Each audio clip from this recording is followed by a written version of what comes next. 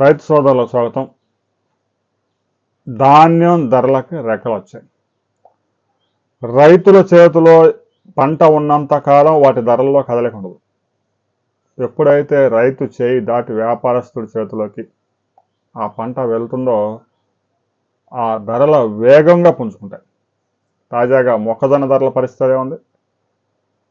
వరి ధాన్యం పరిస్థితి కూడా అలాగనే తారైంది. అంటే రకరకాల కారణాలు చెప్తా ఉన్నారు. ఈ ఏడాది తీవ్రమైన కరువు పరిస్థితి రాబోతా ఉంది. వరి సాగు విస్తీర్ణం గణనీయంగా తగ్గే అవకాశం ఉంది. ఆ రాష్ట్ర ప్రభుత్వాలు, వ్యవసాయ అధికారులు, శాస్త్రవేత్తలు కూడా వరి సాగు చేయవద్దు, కేవలం డెల్టా ప్రాంతాల్లో వరి సాగు తప్ప వేరే పంట సాగు చేయడానికి అవకాశం ఖరీఫ్లో ఉండదు కాబట్టి ఆ ప్రాంతాల్లో సాగు చేసుకోండి, మిగతా ప్రాంతాల్లో వరి సాగు చేయవద్దు అని చెప్పేసి హెచ్చరికలు జారీ చేస్తూ ఉన్నారు. దీంతో వ్యాపారస్తులు ఎగబడి మరీ ధాన్యం కొనుగోలు చేస్తూ ఉన్నారు. సన్నధాన్యానికైతే భారీ డిమాండ్ వచ్చింది. గడిచిన వారం 10 రోజుల్లోనే 75 కేజీల బస్తాకి 450 రూపాయల నుంచి 500 రూపాయల దాకా పెంచారు. ఇక రైతుల చేయి ఇప్పటికే దాటిపోయింది. ధాన్యం అంతా వ్యాపారస్తుల చేతిలోకి వెళ్ళిపోయింది.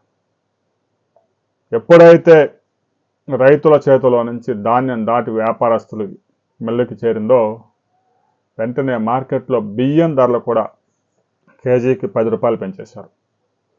మినిమం కేజీ బియ్యం 53 రూపాయల నుంచి క్వాలిటీని బట్టి 65 రూపాయలు అమ్ముతా ఉన్నారు. ఇక బాస్మతి అయితే అది వేరే రేటు. రాబోయే రోజుల్లో కేజీ బియ్యం 70 రూపాయలు టచ్ అయినా కూడా ఆశ్చర్యపడాల్సిన అవసరం లేదు. ఇక రైతులు ఎవరైనా ధాన్యం ఉంచుకుంటే మాత్రం వారికి ఇంకా బెటర్ ప్రైస్ కూడా వచ్చే అవకాశం ఉంది. సెప్టెంబర్ నాటికి ధాన్యం ధరలో పీక్ స్టేజ్కి వెళ్ళే అవకాశం ఉంది.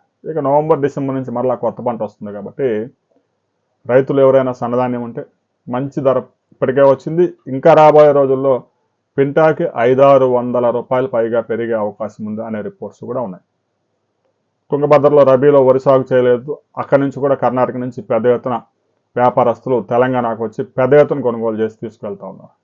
రాబోయే కొద్ది రోజుల్లో ధాన్యం ధరలు 3000 రూపాయల పైగా పలికే అవకాశం ఉంది అనే రిపోర్ట్స్ ఎవరైతే ధాన్యం నిల్వ చేసుకున్నారో ఆ రైతులకి ఆనందం.